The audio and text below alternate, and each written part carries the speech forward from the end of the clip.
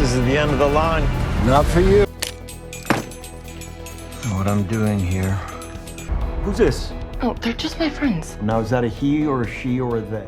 সিনেমার ইতিহাসে কিছু কাজ থাকে যেগুলোকে শুধু একটি চলচ্চিত্র বলা যায় না, তা হয়ে ওঠে সময়ের দলিল, শিল্পের সীমানা ভাঙার এক মহাযাত্রা। ঠিক এমনই এক সৃষ্টি হলো ওয়ান ব্যাটল আফটার অ্যানাদার। 2 দশক ধরে এই নির্মাণযাত্রা চলেছে আর অবশেষে আগামী 26শে সেপ্টেম্বর বিশ্বব্যাপী মুক্তি পাচ্ছে সিনেমাটি। এই সিনেমার অন্যতম প্রধান আকর্ষণ হলেন হলিউডের কিংবদন্তি অভিনেতা লিওনার্দো ডিক্যাপ্রিও। দীর্ঘ ক্যারিয়ারে অসংখ্য প্রশংসিত সিনেমায় অভিনয় করলেও তিনি নিজেই বলেছেন এবারের অভিজ্ঞতা অন্যরকম। সম্প্রতি বিবিসিকে দেওয়া এক সাক্ষাৎকারে ডিক্যাপ্রিও জানিয়েছেন সিনেমাটি আধুনিক সমাজের বিভাজন, চরম মেরুকরণ এবং রাজনৈতিক বাস্তবতাকে তুলে ধরেছে। যদিও সিনেমাটিতে সরাসরি বক্তৃতা নেই, বরং গল্পের বিনোদনের মোড়কেই ফুটে উঠেছে এই সময়ের বাস্তবতা। তার ভাষায় এটা রাজনৈতিক সিনেমা অবশ্যই, কিন্তু এখানে কোনো বক্তৃতা নেই।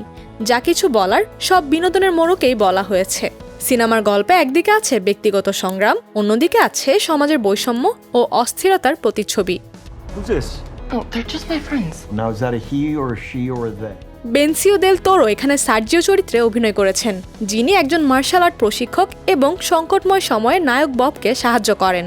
দেল তোরো বলেন, এই সিনেমায় সময়ের কণ্ঠস্বর যা দর্শককে একসঙ্গে ভাবায়, বিনোদন দেয় এবং আবেগতাড়িত করে। তিনি আরও যোগ করেন, লিওনার্দোর সঙ্গে কাজ করা ছিল তার জন্য স্বপ্ন পূরণের মতো অভিজ্ঞতা। সীমিত পরিসরে গত বছর সিনেমাটি মুক্তি পাওয়ার পর থেকেই সমালোচক মহলে ব্যাপক প্রশংসা কুড়িয়েছে। দ্য ইন্ডিপেন্ডেন্ট একে মাস্টারপিস হিসেবে আখ্যা দিয়েছে। দ্য গার্ডিয়ান লিখেছে, এটি অসন্তোষ, প্রতিবাদ আর সমাজের বাইরে থাকা একাকী নায়কের গল্প, যা আজকের আমেরিকায় খুব কমই দেখা যায়।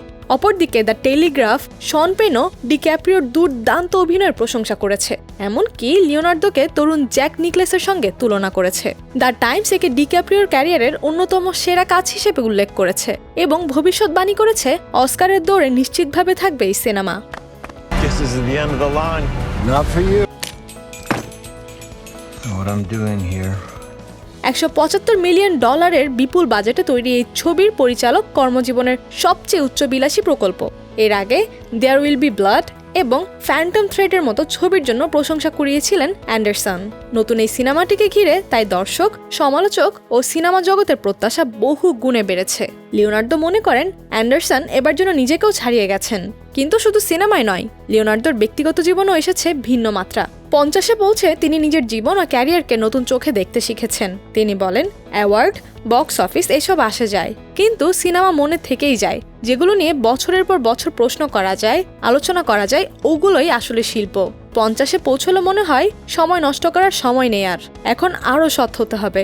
সব মিলিয়ে ওয়ান ব্যাটল আফটার অ্যানাদার একটা শুধু সিনেমার নামই নয়, বরং 20 বছরের এক স্বপ্ন পূরণ, এক যাত্রার সমাপ্তি এবং নতুন শুরুর ইঙ্গিত। সমাজের অস্থিরতা, রাজনৈতিক বাস্তবতা, ব্যক্তিগত সংগ্রাম এবং শিল্পের মহিমা সব একসঙ্গে মিশে এই সিনেমাকে পরিণত করেছে সময়ের সেরা আলোচিত প্রজেক্টে।